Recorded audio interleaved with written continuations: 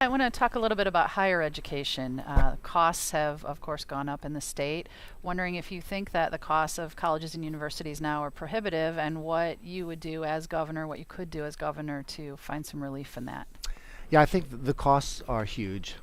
Um, it's large. It's burdensome.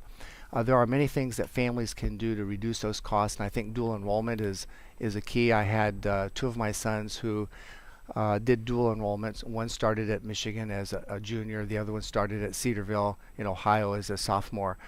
I think that is a huge thing that can be done. I think a second thing that's very important is to make sure that kids are ready for college, so that they can read, that they can write, that they can do math, so that they're not having to take remedial classes and extend the period of time that they're at the university. So I think that's critically important.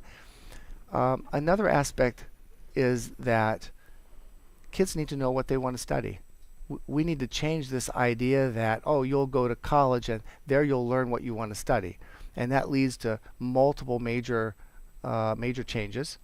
So they're changing from one major to another, and extending their time in college to 6 years or 7 years, or not graduating. And then, of course, there's a whole group of individuals that are pushed to college that would really be great in the vocational trades. What about the universities themselves? You talk about the student side of things. What about university administrations and the state? Yeah, I think that schools can cut costs. It's interesting that it seems as though the higher the tuition, the more students you have applying to go to that school. And somehow, the higher the tuition, the better the school, and that's not necessarily at all true. Computer education, I think, is important. What schools can do to cut down costs, I think, to encourage freshmen to know what they want to study when they're there, and to promote summer school, to promote graduating in 3 years rather than 4 years.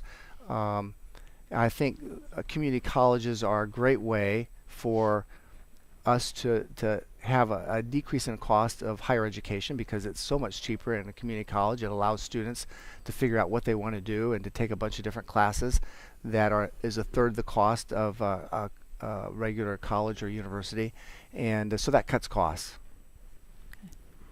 Before we leave the topic of education, Dr. Hines, how would you rank Michigan's education system in terms of some of the issues that we have here? Also, in terms of how would you attack it when you become governor? How high a priority is changing what we're doing with our education K-12 system? I think it's a huge priority. We have kids going to college that you find out really don't want a college education or don't need a college education. So that's very important that we send kids to college that need and want to go to college, that have an idea of what they want to study, and stop sending kids to college just because that's the thing to do. That will mean changing the thinking of parents, counselors, schools.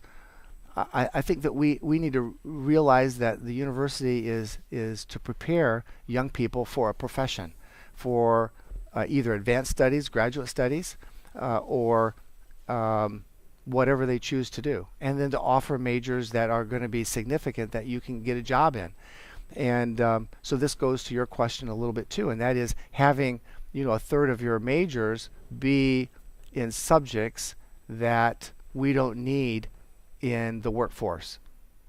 I think that's a very important thing that has to be looked at, and children and kids and moms and dads need to understand that if you get a major in this particular thing, there's a flood of applicants working towards that, and that when you get out, you might not have a job. And I think a good example is ultrasonography, the ability to do an ultrasound and to look inside someone.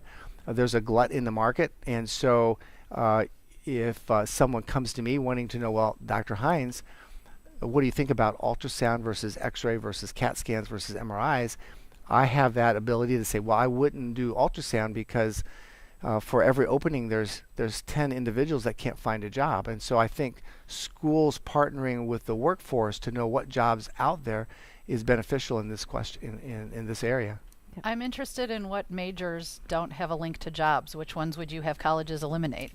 And you can't say journalism. I can't say journalism? No? I think that when you go out into the workforce and you talk to individuals over and over and over again, you have individuals say, you know, I majored in math, for example, mathematics, or I majored in chemistry, and I'm not doing math or chemistry at all. And I'll ask, well, did it prepare you for the job that you're doing? They'll say, well, no. What they didn't realize is that if you're going to be if you want to be a math major and have a significant job and you're not a teacher, you're going to end up going all the way to the point where you get a PhD. Well, a PhD in mathematics pays how much versus what you're making now? And so those discussions are intimate discussions, one-on-one, that you have with individuals. So even a topic like math or chemistry, for an individual, you may not be able to get a job in.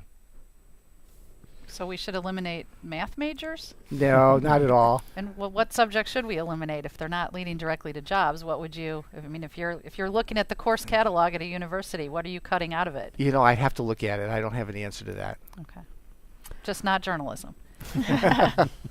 Well, you could answer that.